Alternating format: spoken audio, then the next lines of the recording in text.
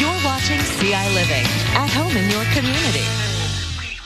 While Wuthering Heights is a well-known classic of English literature, very little is known about its author, Emily Bronte. A new film called Emily imagines how she got the inspiration for her classic novel. And film critic Chuck Koplinski, he recently sat down with the film's director, Frances O'Connor, to speak with her about her film. Beautiful film.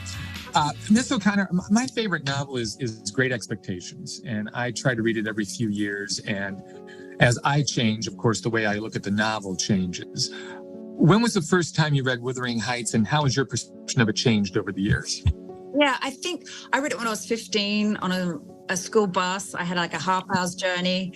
And I remember getting off the bus and feeling like I'd been somewhere, and those characters really spoke to me. They were kind of rebellious and naughty, and they did what they wanted, and they had this freedom to them. And there was an atmosphere in the book. I felt, this wild, woolly kind of landscape was somewhere I felt like I wanted to be. And then as I kind of grew up, for me, that is the book I return to. That and Jane Eyre. I think I really love those two novels.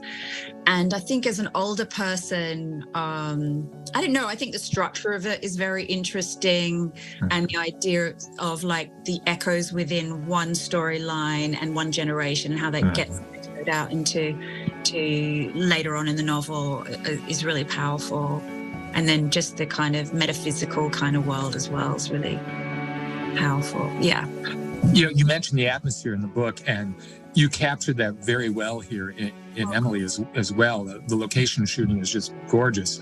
Were there any surprises when you got out there? Did anything change once you actually got out there?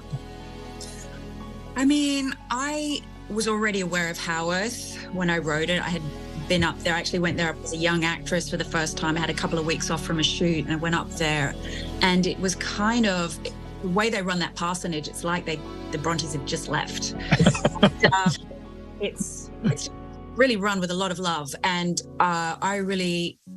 it really kind of spoke to my imagination. What was interesting actually is that you can't really shoot around there now because there's a lot of telephone wires in shot and things. So we went about an hour's north, and that area is just so beautiful. It's very wild and woolly, and actually it does remind you a lot of the novel. And it was great for the actors too to get up there on those windy hills and kind of their hair blown around and kind of get into it. Definitely. You're filling in a lot of gaps here with Emily's life. We know some about her, but not much. What did you base a lot of that on Kathy from the book, or how did you go about just building character? It's really quite something.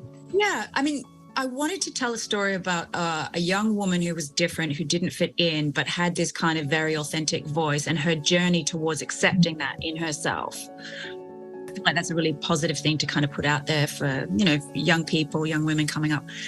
So once I kind of had decided that was the narrative, with the research, I kind of discovered all these different things, but I tried not to think of it in a linear way. I felt like if it could work in terms of the story I wanted to tell, then I would add that in. So, and then also, but not to be literal with it. So things like mask.